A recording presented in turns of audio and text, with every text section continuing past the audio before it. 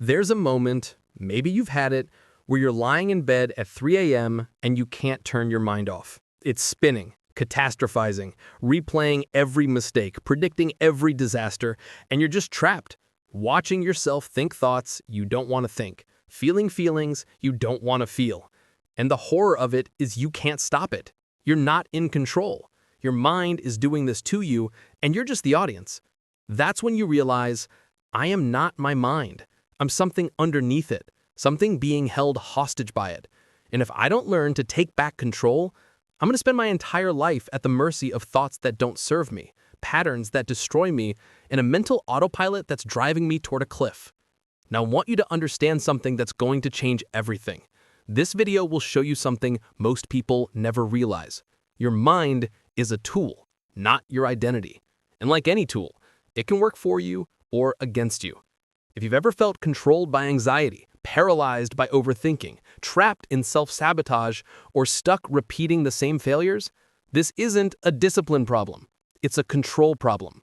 You've been letting your subconscious mind run the show, while your conscious mind watches helplessly.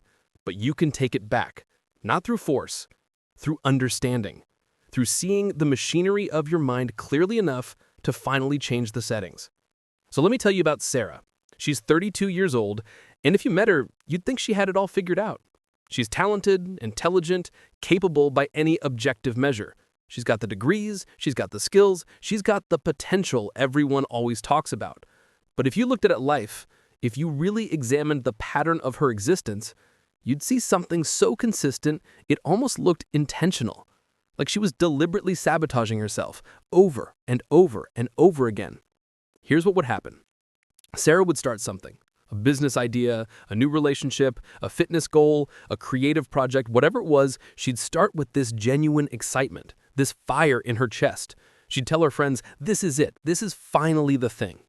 And for the first 2 weeks, she was unstoppable. She'd work late into the night, she'd research obsessively, she'd make plans, she'd take action, she'd build momentum, and everyone around her would see it and think, yeah, this time is different. This time she's really going to do it. And then something would shift. Right when momentum was building, right when success was actually within reach, right when all she had to do was keep going, Sarah would sabotage it. In business, she'd miss a crucial meeting. Just forget about it entirely. Or she'd forget to follow up with the most important client, the one who could change everything. Or she'd make some careless mistake that cost her the deal. And she'd sit there afterward thinking, how did I do that? How did I forget something so important? In relationships, the pattern was even more painful. She'd meet someone good, someone who actually saw her, and things would be beautiful for a few weeks, real intimacy starting to form, real connection. And then right when it got deep, right when vulnerability was required, Sarah would pick fights over nothing, over things that didn't matter. She'd withdraw emotionally. She'd find reasons why it wouldn't work. She'd convince herself he wasn't right for her before giving it a real chance. And she'd watch herself doing it. Like she was standing outside her own body, watching someone else destroy something beautiful, but she couldn't stop it. With fitness, same thing. She'd start strong, meal prepping, hitting the gym 6 days a week, feeling good, seeing results, and then she'd get injured doing something reckless, or she'd suddenly forget to meal prep for a week, or she'd convince herself she was too busy to continue.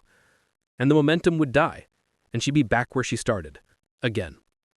And here's the devastating part. Sarah knew. She could see the pattern. She wasn't blind to it. She'd sit in therapy talking about self-sabotage like she was describing someone else's life, some character in a movie. She'd read books about it, books with titles like Why You Do What You Do and Breaking the Habit of Being Yourself. She'd journal about it, pages and pages of self-analysis. She'd promise herself, this time will be different. I see the pattern now, I won't let it happen again. But when the moment came, when that crucial moment where success was possible arrived, her mind would take over. Thoughts would flood in, like a dam breaking. This won't work. You're going to fail anyway. Better to quit now before you embarrass yourself. This isn't really what you want. You're not the kind of person who succeeds at this. And she'd believe them. Every single time. She'd believe them because they felt true. Because they sounded like her own voice. Because she couldn't see the difference between her thoughts and her identity. She thought those thoughts were her, that the voice in her head was who she was. And if that voice said you're going to fail, then failure was inevitable. But here's the truth Sarah didn't understand yet. Her conscious mind wanted success, genuinely wanted it. She could feel that desire, that pull towards something better. But her subconscious mind was programmed for failure. And the subconscious always wins. Always. Because it's faster, because it's stronger, because it doesn't need your permission to act. It just acts. Automatically. Like breathing, like your heart beating. Your subconscious runs the show. And Sarah's subconscious had been programmed somewhere along the way to believe that success was dangerous, that failure was safer, that staying small meant staying protected. Her mind was controlling her failures, and she didn't even know she could take control back. She thought this was just who she was, just her personality, just her fate. But it wasn't. It was programming, and programming can be changed. Sarah's breakthrough came in the most unexpected way. She was at a park one Saturday morning, just sitting on a bench, drinking coffee, watching the world. And there was this man training his dog, beautiful German Shepherd. And the trainer would throw a ball, and the dog would run after it. Full speed, completely focused, single-minded in its pursuit. And right before the dog reached the ball, the trainer would blow a whistle, just one sharp sound. And instantly the dog would stop, mid-stride, turn around, return to the trainer. Not because it wanted to. You could see the conflict in the dog's body, but because it was conditioned to. The whistle triggered a response stronger than the dog's conscious desire for the ball. And Sarah sat there watching this, and something clicked. A realization so profound it actually made her gasp. She thought, I'm the dog. My mind is the whistle. And I've been conditioned to stop myself right before I succeed. It wasn't a metaphor. It was the literal truth of her life. Every time she got close to success, some internal whistle would blow. Some automatic thought would arise, and she would stop, turn around, return to the safety of failure, not because she wanted to, but because she'd been conditioned to. She went home and started researching. Not self-help books this time. She read enough of those. She went to actual neuroscience, peer-reviewed studies, university research, and she learned something that changed everything. Your brain doesn't distinguish between thoughts you consciously choose and thoughts that arise automatically. It responds to both as if they're truth, which means every automatic thought, every unconscious belief, every pattern running in the background, your brain treats as fact, not opinion, fact. So when the thought arises, I'm going to fail, your brain doesn't evaluate whether that's true. It just responds. It creates anxiety in your body. It shuts down motivation. It activates your threat response. It prepares you for failure, and then you fail. Not because you were destined to, but because your mind created the conditions for failure and your body followed the instructions. Sarah learned about something called the Reticular Activating System, the RAS. It's the part of your brain that filters reality based on what you've told it to look for. Your brain receives millions of pieces of information every second. You can't process all of it. You go insane. So the RAS filters. It decides what's important and what's not. And how does it decide? Based on your beliefs, based on your repeated thoughts, based on what you've told it matters. If you believe you're going to fail, your RAS highlights every piece of evidence that confirms it. You notice every small setback, every criticism, every reason why it won't work. And it ignores everything that contradicts it, the compliments, the progress, the evidence that you're actually capable. You literally can't see it, not because it's not there, but because your RAS has filtered it out. You've created a self-fulfilling prophecy, not through magic, through selective attention. Sarah also learned about neuroplasticity, the brain's ability to change, to rewire, to create new pathways. And this is where hope entered her life for the first time in years. Because neuroplasticity means you're not stuck. You're not doomed to repeat the same patterns forever. Your brain can change. But it doesn't happen automatically. It doesn't happen by wishing. It happens through repetition, through conscious, intentional, repeated practice of new thoughts, new behaviors, new patterns. You don't destroy the old highway. That's impossible. It's there. But you can build a new one. And if you use the new one consistently enough, eventually it becomes the default. The water starts flowing in the new direction, not because the old path is gone, but because the new path is stronger. Sarah started an experiment. Every time she noticed a self-sabotaging thought, every time her internal whistle blew, she did three things. First, she named it. She didn't say, "I think this won't work." She said, "My mind is generating a thought that this won't work." Do you see the difference? It's subtle, but it's everything. It creates separation. It reminds you that you are not your thoughts. You are the awareness observing the thoughts. You're not the weather. You're the sky the weather passes through. Second, she questioned it. She'd ask, is this thought true? Not does it feel true? Feelings aren't facts, but is it objectively true? And most of the time, the answer was no. It wasn't true. It was just conditioning, just an old program running, just her subconscious trying to keep her safe by keeping her small. And third, she replaced it, intentionally, consciously, with a thought she chose. Not toxic positivity. She wasn't trying to convince herself everything was perfect. She was just refusing to let unconscious thoughts dictate her reality. So if the thought was, this won't work, the replacement wasn't, this will definitely work. That would feel like a lie. The replacement was, I don't know if this will work, but I'm capable of trying. That's truth. That's neutral. That's something her nervous system could actually accept. And I'm not going to lie to you, it felt fake at first.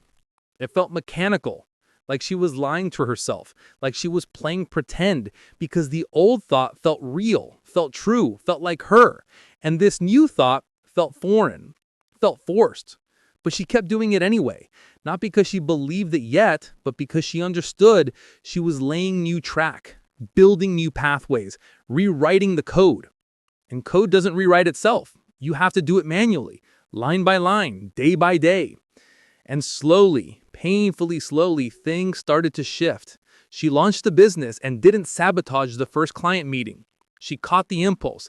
The whistle blew. The thought arose. This is going to fail anyway. But instead of believing it, she observed it. She saw it as a thought, not as truth. And she showed up to the meeting anyway.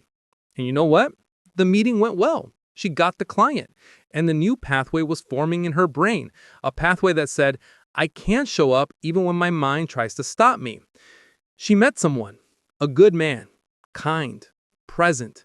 And when things got scary, when intimacy started to deepen, the old pattern tried to activate.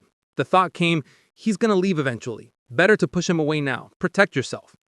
But she saw it. She named it. She questioned it. And she stayed. She didn't run. She didn't pick a fight. She sat in the discomfort of vulnerability. And he stayed too. And another pathway was forming, one that said, I can be loved even when I'm afraid. 6 months later, Sarah's life looked different. Not perfect, not suddenly easy. She still had hard days. Her mind still generated fear, doubt, self-sabotage, but she was no longer a passenger. She was driving. She'd taken control back, not by eliminating the thoughts, but by learning to see them clearly, to question them, to choose which ones she followed. But let me show you this from another angle, because understanding how the mind works is one thing, feeling it is another. So imagine your mind is a garden. You were born with fertile soil, blank, open, full of potential. And from the moment you could think, from the moment you had language, people started planting seeds. Your parents planted seeds with their words.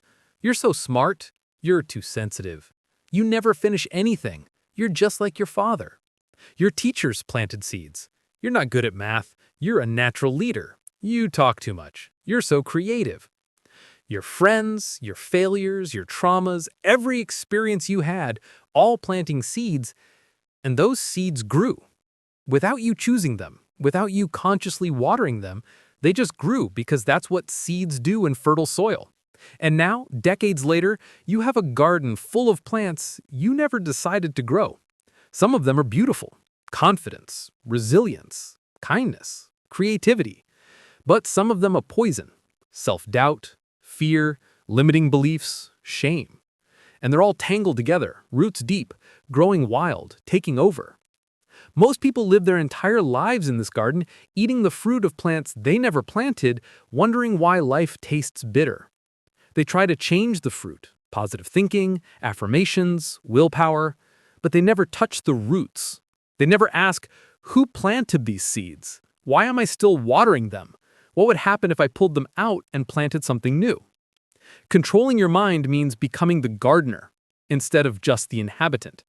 It means looking at each plant, each belief, each thought pattern, each automatic response and asking, did I choose this?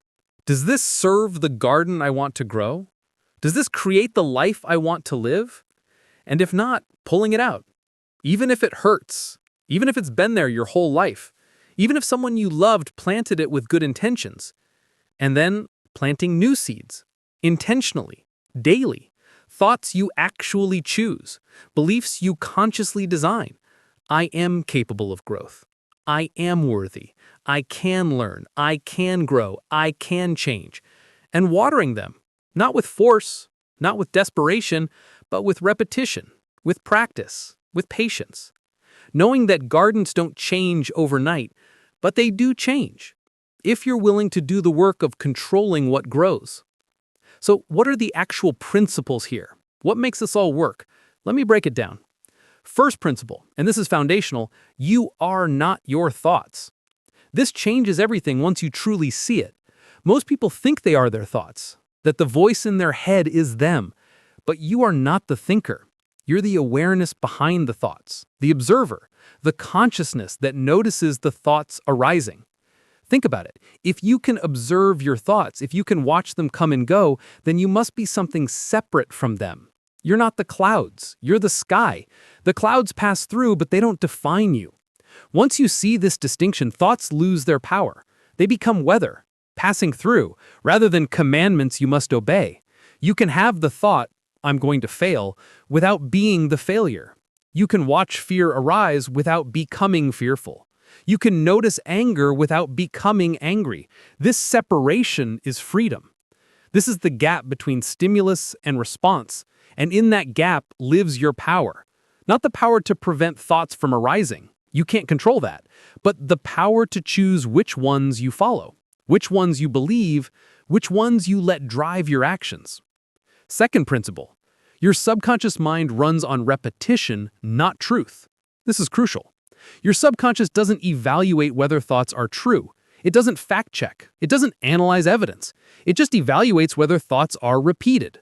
Tell yourself, I'm unlovable every day for 10 years, and your subconscious accepts it as fact. Not because it's true, but because it's familiar. Because repetition creates neural pathways, and strong pathways feel like truth. This is why affirmations alone don't work. One positive thought can't override 10,000 negative ones. The negative highway is too well established. But it also means you can reprogram through patient, consistent repetition of new thoughts. The subconscious is neutral. It will believe whatever you repeat most.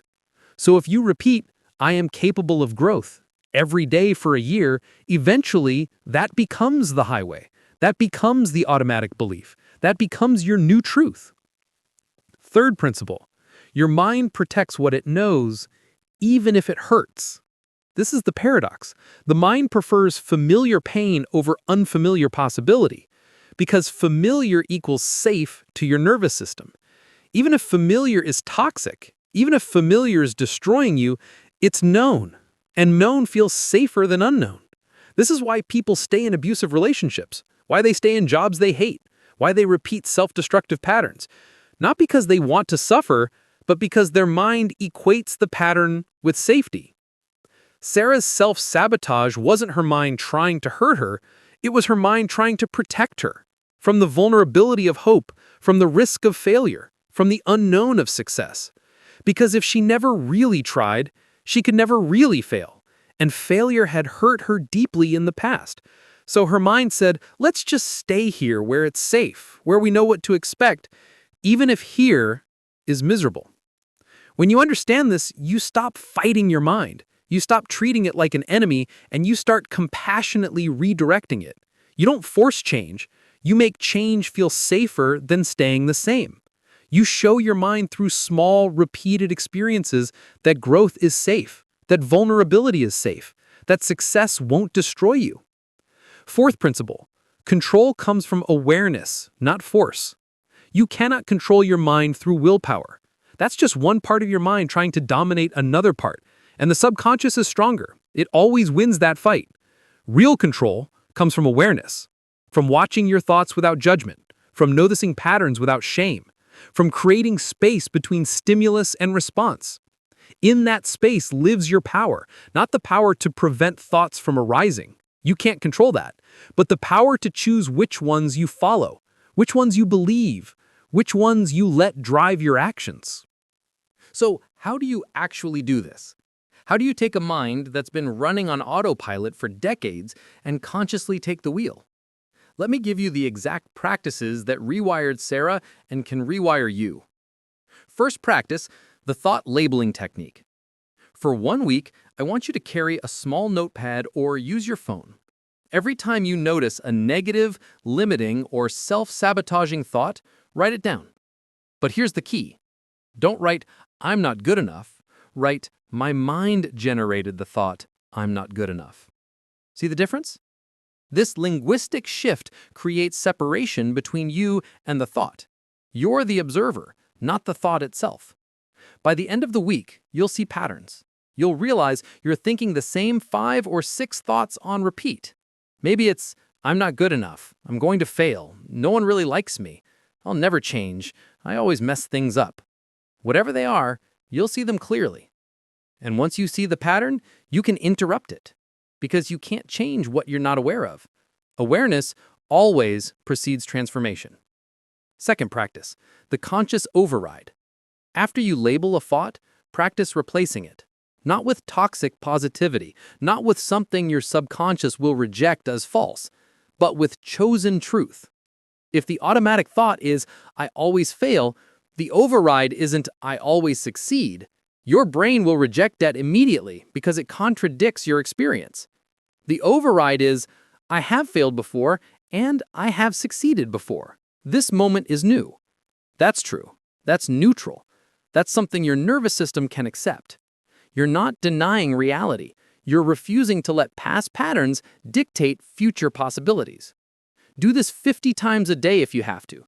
Do it every single time an automatic thought arises. You're building new neural pathways. You're laying new track. And repetition is the only way. There's no shortcut. There's no hack. Just consistent, patient, deliberate repetition. Third practice, the morning mind design. Every morning, before you check your phone, before you let the world's agenda flood your mind, spend 2 minutes programming your reticular activating system. Tell your brain what to look for today. Write 3 simple sentences. Today, I will notice opportunities. Today, I will catch myself when fear arises. Today, I am capable of growth. Whatever is true for you, whatever you want your RAS to filter for, your brain will start highlighting evidence that supports these statements. You'll notice things you would have missed, opportunities, growth moments, small wins. This isn't magical thinking, it's neuroscience. You're priming your pattern recognition system. You're telling your filter what matters. And over time, your default filter changes. Your automatic perception shifts. Your reality literally changes because you're seeing different things. Fourth practice, the evening audit. Before bed, review your day. Just 2 questions. When did my subconscious try to control me today? When did I take control back? This builds meta-awareness, the ability to see your mind operating, to see the programs running. And the more you practice this, the faster you catch yourself. The gap between the automatic thought and your conscious response shrinks. You notice the whistle blowing sooner. You redirect quicker, until one day the new pattern becomes the autopilot. You've successfully reprogrammed, not by eliminating the old program, but by building a stronger new one. So here's what we've learned. Your mind has been running your failures, not because you're broken, not because you're weak, not because you're doomed, but because you've been operating on programs installed before you could consciously choose them. Thoughts you didn't pick, beliefs you didn't design, patterns created by your history, not your potential. Every failure, every moment of self-sabotage, every time you've wondered why you can't change, it's because you were trying to change the fruit without touching the roots. You were trying to override the program without understanding how the program works. But now you know. You are not your thoughts. You're the awareness behind them. And awareness gives you choice. Choice gives you control. Not the control to never have negative thoughts. That's impossible. The human mind generates thousands of thoughts a day. Many of them will be negative. That's just how minds work. But you have the control to see them, to question them, to decide which ones you follow. And that's the only control that matters. Sarah's story isn't about becoming perfect. It's about becoming conscious, about taking back the driver's seat, about realizing your mind is a tool you can learn to use instead of a master you helplessly obey. And you can start today, right now, with the very next thought that arises. You can observe it, name it, question it, choose whether to follow it. That's your power. That's your freedom. Here's your truth. Say it with me. My mind is powerful, but I am more powerful. I am not my thoughts. I am the awareness that chooses which thoughts to follow. Say it again. My failures were created by unconscious patterns. My future will be created by conscious choice. One more time. I am taking control back, one thought at a time. And if this shifted something in you, if you felt something click into place, if you're ready to stop being a passenger in your own mind, let me know. Hit the like button, not for me, for you, as a commitment to yourself that you're done letting your subconscious run the show. Drop a comment and tell me what's one thought pattern you're ready to reprogram. Just name it, make it real, make it conscious. And subscribe if you want more conversations like this, more truth that sets you free from the invisible forces controlling your life. You've got this, not because your mind suddenly changed, but because you finally learned how to change it. One thought, one choice, one conscious moment at a time. Now go take control back. It's been waiting for you all along.